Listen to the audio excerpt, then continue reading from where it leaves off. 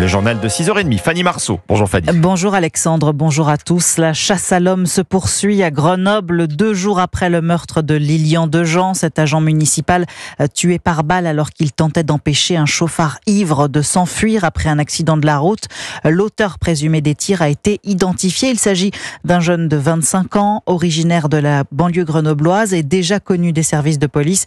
Plusieurs perquisitions ont été menées à ses dernières adresses connues. C'est un drame qui a particulièrement ému les Grenoblois. Fanny, il a braqué les projecteurs sur l'ultra-violence qui sévit dans cette ville. 18 fusillades depuis le début de l'année, 9 depuis le 30 juillet dernier. Un climat terrifiant et révoltant pour les habitants qui en veulent au maire de ne pas ramener la sécurité.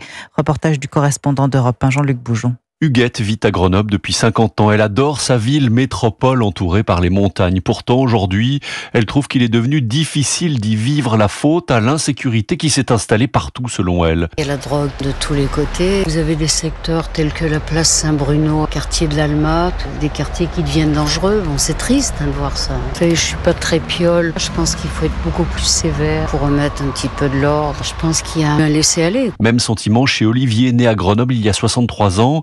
Selon lui, le maire ne veut pas lutter contre l'insécurité. Il veut pas armer les policiers municipaux à Piolle. Je vous dis, la seule volonté politique qu'il a, c'est la décroissance et l'instauration des pistes cyclables dans Grenoble. Il est dans le déni d'une réalité. Et ces gens-là, qui sont des pseudo-humanistes, ont profond sentiment que ça peut pas arriver, que l'insécurité, c'est qu'un sentiment ridicule. Mais de quelle planète il vient, ce type-là ?